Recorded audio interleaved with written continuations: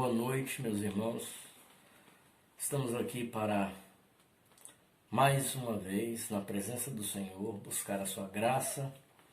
E eu queria saudá-los com a paz, com a graça do Senhor, desejando que essa presença do Senhor esteja aí no teu lar, contigo, trazendo ao teu coração a paz, a bênção, a presença do Deus Todo-Poderoso, que eu sei que tem cuidado de você. Vamos falar com Deus, vamos orar pedindo a orientação do Senhor para esses momentos que teremos, onde estudaremos a palavra de Deus, estudaremos esse assunto que é tão importante, como enfrentar as provações, de que forma enfrentar as provações. E nós olharemos para Tiago capítulo 1, dos versículos 1 ao versículo 3, para pensar a respeito disso, para pensar a respeito de como enfrentar as provações.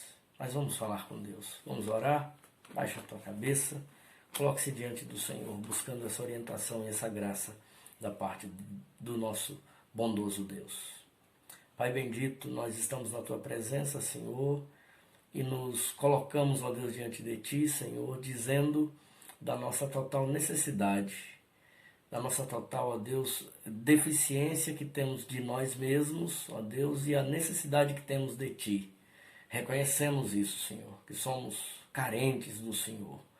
Por isso, ó Deus, entregamos a nossa vida, consagramos a nossa vida a Ti. Senhor Deus, com cada irmão, com cada irmã, ó Deus, que nos ouve, ó Deus, nesse instante, ó Deus, nós clamamos e pedimos que o Senhor os visite, ó Deus, com poder e graça.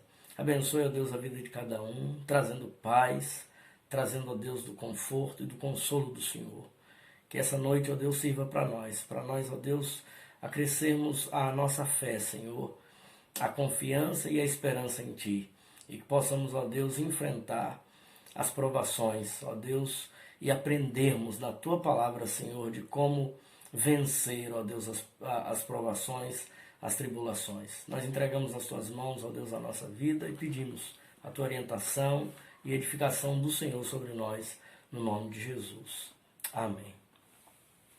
Vamos abrir as nossas Bíblias na primeira epístola de Pedro. Eu queria ler com os irmãos do capítulo 1, os versículos 3 ao versículo de número 9. Capítulo 1 da primeira epístola de Pedro, do versículo 1 ao versículo de número 9. Pedro, semelhante a Tiago, enfrenta as mesmas provações. Eles vivem no mesmo período, no mesmo tempo, escrevem provavelmente ou praticamente para um mesmo povo, talvez em épocas diferentes, em momentos diferentes, mas uma situação, uma circunstância muito parecida. E Pedro escreve da seguinte forma: Bendito Deus e Pai de nosso Senhor Jesus Cristo, que segundo a sua muita misericórdia nos regenerou para uma viva esperança, mediante a ressurreição de Jesus Cristo dentre os mortos, para uma herança incorruptível, sem mácula, imacessível, reservada nos céus para vós outros, que sois guardados pelo poder de Deus, mediante a fé para a salvação, preservada para revelar-se no último tempo. Nisto exultais, embora no presente por breve momento, se necessário, sejais contristados por várias provações, para que, uma vez confirmado o valor da vossa fé, muito mais preciosa do que ouro perecível, mesmo apurado pelo fogo, redunde em glória, em louvor e honra na revelação de Jesus Cristo, a quem não havendo visto amais, no qual não vendo agora, mas crendo exultais, com alegria indizível e cheia de glória, obtendo o fim da vossa fé, a salvação da vossa alma. Que Deus nos abençoe, que nos edifique e que a sua honra, que a sua glória apareça e se estabeleça através da nossa vida, da nossa fé, da nossa esperança e da nossa confiança. cantemos um hino ao Senhor, expressando a nossa fé, expressando a nossa confiança em Deus. Queria convidá-los a, nesse instante, a gente abrir os nossos hinários. Nós vamos cantar um dos nossos hinos mais bonitos, de uma letra muito profunda, baseada no texto quando Paulo escreve a Timóteo. Ele, no final da sua carreira, no final da sua vida, ele diz: eu sei em quem tenho crido. Eu sei em quem tenho crido. E eu queria te convidar a cantar isso. Mas eu sei em quem tenho crido. E estou bem certo que é poderoso. E guardará o meu tesouro, meu depósito, até aquele dia. Vamos cantar ao Senhor, vamos louvar ao Senhor. Hino de número 105, a certeza do crente.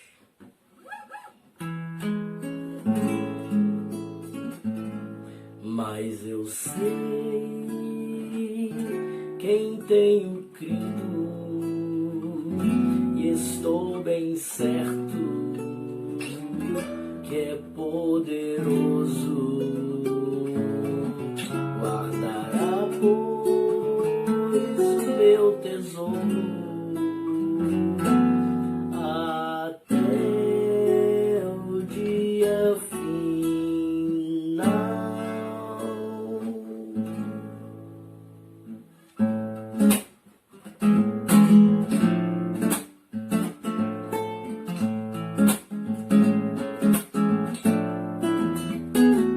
Não sei porque de Deus o amor a mim se revelou, porque Jesus, meu Salvador, na cruz me resgatou.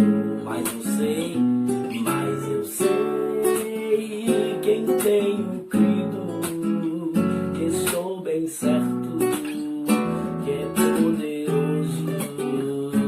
Guardará, pois, o meu tesouro até ao dia final.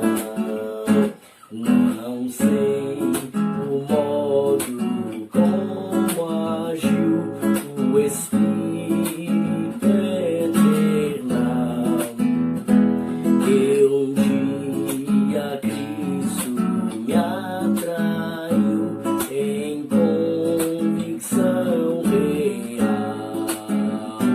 Mas eu sei quem tenho crido e estou bem certo é poderoso.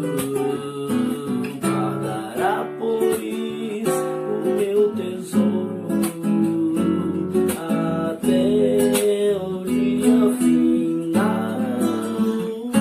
Não sei o que de mal ou bem é destinado a mim, se maus ou áureos dias vêm até da vida ao fim.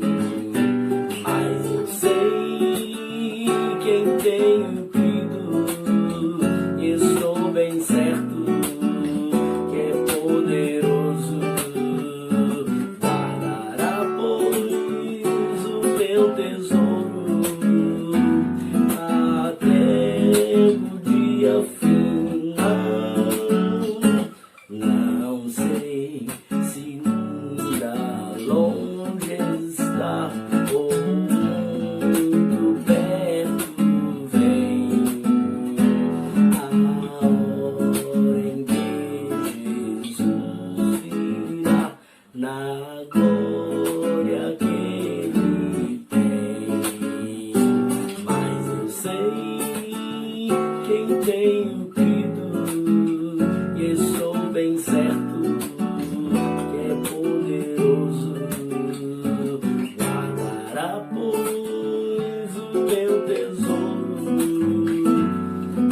até ao dia final.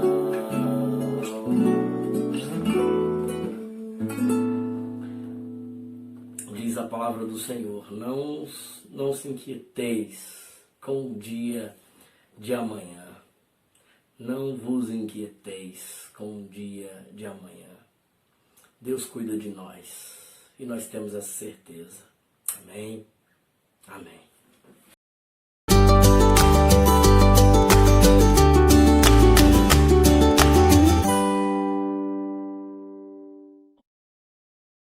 Venho agradecer aos irmãos que doaram os alimentos para a Cesta do Amor e que o Senhor continue abençoando vocês e a sua família.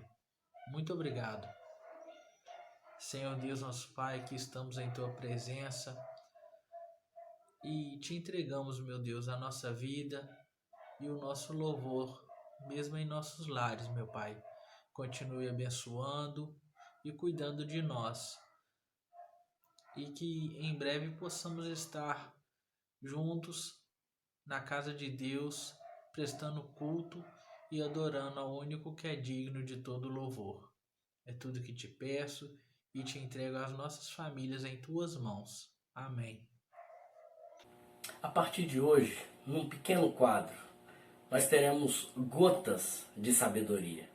Eu entendo de que nós cristãos não precisamos de muitas fontes ou outra fonte qualquer, porque nós temos a melhor de todas, a fonte de toda sabedoria. Então, paremos por um instante, por alguns segundos, para poder ler e poder entender um pouco da sabedoria que necessitamos. Gotas de sabedoria. Que Deus abençoe a sua alma, o seu coração e nos ensine a sua palavra.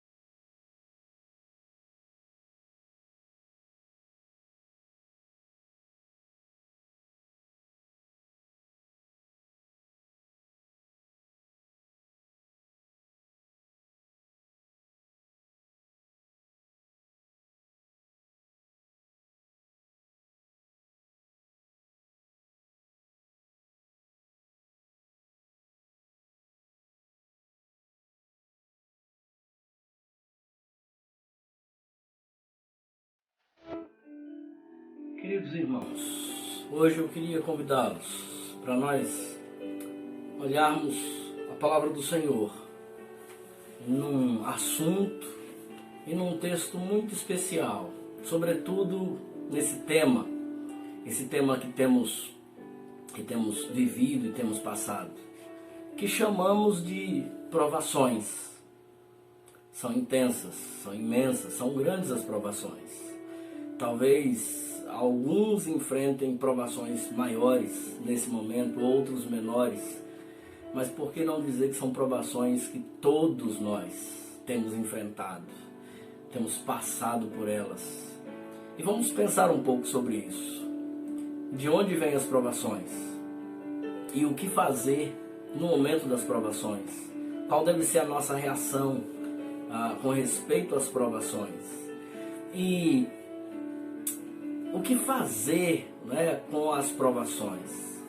Será se podemos aproveitar as provações para melhorar, para crescer? Ou as provações vêm para nos humilhar, para provar a nossa pequenez, o quanto somos pequenos? Vamos olhar a palavra do Senhor para essas e buscar resposta a essas perguntas. Eu queria te convidar então para abrir a palavra do Senhor na Epístola de Tiago, capítulo 1. Epístola de Tiago, capítulo 1. Nós leremos do versículo 1 ao versículo de número 4. Do verso 1 ao verso 4. Tiago 1, do verso 1 ao verso 4. que nos diz assim: Tiago, servo de Deus e do Senhor Jesus Cristo, às 12 tribos que se encontram na dispersão, saudações. Verso 2: Meus irmãos, tende por motivo de toda alegria o passardes por várias provações, sabendo que a provação da vossa fé, uma vez confirmada, produz perseverança. Ora, a perseverança deve ter ação completa, para que sejais perfeitos e íntegros, em nada deficientes. Que Deus nos ensine a sua palavra, que Deus nos edifique, que Deus nos ajude a poder entender que as provações podem sim e devem ser bênçãos na nossa vida, e enfrentá-las com toda a nossa força, com toda a nossa fé e com toda a nossa esperança. Eu queria começar pelo início, pelo começo. Quem escreveu essa epístola? Essa é uma pergunta muito importante quando tratamos de estudar a Bíblia e, sobretudo, as epístolas ou as cartas pastorais, como é o caso dessa daqui, são cartas pastorais. E também de entender o contexto de quem escreve, né, esse texto, essa história, ou esse ensino, essa exortação, como também entender para quem ele escreve, qual a intenção que ele escreve. Então todas essas respostas trazem ensinos maravilhosos para nós. Vamos começar? Quem escreve? Está logo de cara, no versículo 1, diz assim, Tiago, é a primeira palavra que nós encontramos aí, Tiago. Mas quem é esse Tiago? A Bíblia fala, Tiago era um nome comum naquele tempo, naquela época. Aqui, de maneira específica, a gente pode pensar em duas pessoas ou duas personalidades. Existia o Tiago apóstolo, né? E também Tiago, irmão de Jesus, irmão do Mestre. Tiago, que foi pastor em Jerusalém. Deixe-me então ir direto ao assunto. O Tiago, o escritor dessa epístola tão profunda e tão abençoadora para a vida daqueles que receberam essa carta e para nós hoje, é o Tiago que é o irmão de Jesus. O Tiago, pastor de Jerusalém. E isto, meus irmãos, traz uma riqueza muito grande. Saber disso traz algo que é maravilhoso para nós. Porque ele diz assim, Tiago, servo de Deus e do Senhor Jesus Cristo. Olha só a maneira humilde que ele se apresenta. Será se você, sendo irmão de uma pessoa importante e de uma pessoa que valeria a pena dizer eu sou irmão de fulano de tal, você se orgulharia de dizer eu sou irmão de tal pessoa? Tiago aqui é irmão do Mestre, irmão do Senhor e Salvador Jesus Cristo, mas ele se apresenta como servo. A palavra servo aqui é a palavra escravo. Ele já começa mostrando e dizendo, eu não tenho vontade própria, eu não tenho desejo próprio, eu sirvo ao Senhor, eu tenho um dono, Deus e do Senhor Jesus Cristo. Grande parte dos discípulos e da própria família de Jesus tem essa conversão, essa mudança de visão sobre o Mestre apenas depois da morte do Mestre. Ele não era considerado pelas pessoas que estavam próximos dele como Senhor, como Salvador. A conversão da maioria deles, e aqui de maneira específica podemos notar Tiago também vivendo e que viveu essa experiência de conversão, uma experiência que muda a atitude das pessoas. Tiago se apresenta então como servo, como escravo de Deus e do Senhor Jesus Cristo. Humilde, Em vez de se apresentar como irmão do Mestre, como pastor em Jerusalém, ele se apresenta como servo de Jesus Cristo. Nós sabemos que os destinatários a quem ele escreve, e o texto diz as 12 tribos, sabemos que ele usa e ele escreve para os judeus, agora cristãos, que estão dispersos, que estão enfrentando uma grande tribulação, uma grande perseguição, e não podem ficar nas suas casas, e agora vivem essa quarentena, né? Vive essa grande provação. Tiago escreve a esses. É interessante que ele usa a expressão sinagoga, ao invés de templo ou igreja, ele usa a expressão sinagoga. É o tempo, é o momento que eles estavam vivendo, o tempo da dispersão, vivendo dessa forma. Nós já entendemos aí de que os cristãos, eles não são imunes ao sofrimento. Eles não são isentos de sofrer. Eram cristãos, eram pessoas servas de Deus, escolhidos por Deus, as 12 tribos, há um entendimento aí de que são escolhidos de Deus, o povo de Deus, o Israel de Deus, mas eles não estão imunes ao sofrimento. Eles sofrem, eles passam pelas aflições. O versículo 2, Tiago começa dizendo, meus irmãos. Tiago, mais uma vez, uma prova, uma expressão da sua humildade. Meus irmãos, eu estou junto com vocês nessa situação.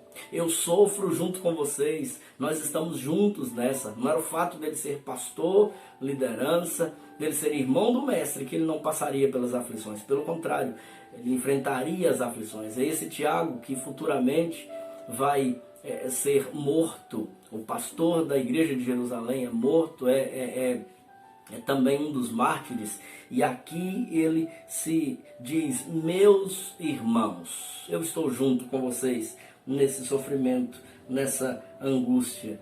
E o versículo 2 diz, tende por motivo de toda alegria o passardes por várias provações. Vamos olhar então algumas coisas com respeito a esse texto. Tende por motivo de grande alegria o passardes por várias provações. Eu quero começar com a palavra provação aqui. A palavra provação é passar pelo fogo, é ser provado pelo fogo. É a palavra usada para quem testa o ouro, a preciosidade do ouro. Se o ouro passa no teste do fogo, é um ouro precioso, é um ouro aprovado. E Tiago usa e se utiliza dessa expressão para falar sobre isso. Tende por motivo de grande alegria. E aqui eu gostaria de que os irmãos atentassem comigo nessa expressão. É ser testado pelo fogo, mas acolher as provações ou testes da fé com alegria. Porque acolher as provações, os testes da fé com alegria enriquece o caráter cristão. O apóstolo Pedro escreve, nós lemos esse texto agora há pouco, o capítulo 1 da sua epístola, dos versículos 3 em diante, e ele traz essa mesma mensagem. São os mesmos ouvintes, ou os mesmos destinatários, praticamente.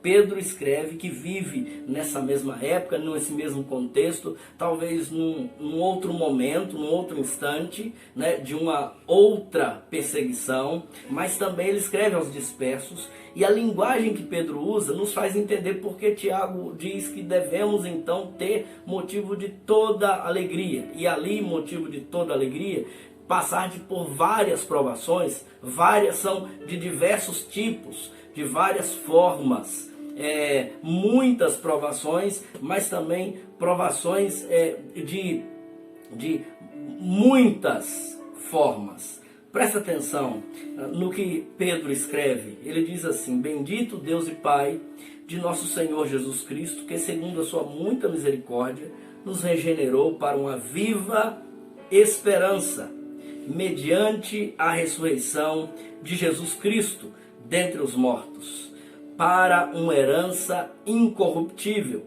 sem mácula, imarcessível, reservada no céu para vós outros, que sois guardados no poder de Deus, mediante a fé para a salvação preparada para revelar-se no último tempo.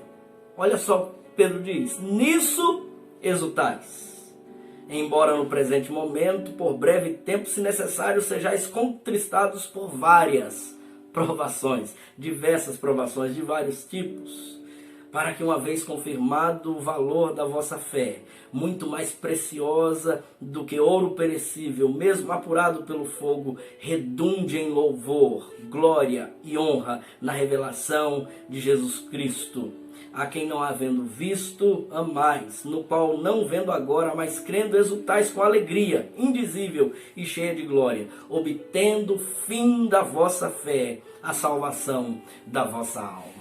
Entendem, meus irmãos, por que ter motivo de alegria na provação? Porque as nossas circunstâncias, ou as circunstâncias da vida, não são aquilo que dizem quem nós somos e, de fato, para onde iremos. A nossa esperança não está ou não deve estar nas coisas dessa vida. Se perdemos salário, se perdemos emprego, se perdemos saúde, a nossa alegria não está depositada nessas coisas, nessas circunstâncias ou em coisas circunstanciais que passam. A nossa esperança, a nossa alegria, a nossa fé, a nossa paz está depositada em algo que nada disso, nada desse mundo pode arrancar, pode corroer. Tende por motivo de grande alegria o passardes por várias provações, sabendo que Deus manda a provação, o teste da fé é para nos aprovar, é para nos ver testado e saber que somos preciosos. Meus irmãos, a frase que vi essa semana me chamou a atenção, porque diz que a provação também revela o nosso coração, revela aquilo que somos de fato e de verdade. Se desesperamos, se não deixamos de crer em Deus por causa das provações, a provação está revelando quem nós somos, porque a provação, o teste da fé, revela de fato a nossa fé, revela o que cremos. O texto continua dizendo: sabendo que a provação da vossa fé, uma vez confirmada, produz perseverança. A fé vem para que a gente continue, para que a gente permaneça firme, para que a gente não desista, para que a gente persevere, para que a gente continue crendo em Deus, para que a nossa fé seja crescida, para que a nossa fé cresça, aumente. A provação vem para a gente amar mais a Deus. A provação vem para a gente ter fé mais em Deus. Como no livro do Apocalipse nós lemos, aos que são fiéis até a morte, e eu dar-te-ei a coroa da vida. Isso é perseverança. Perseverar. Ora, diz o versículo 4, a perseverança deve ter ação completa, para que sejais perfeitos e íntegros, em nada deficientes.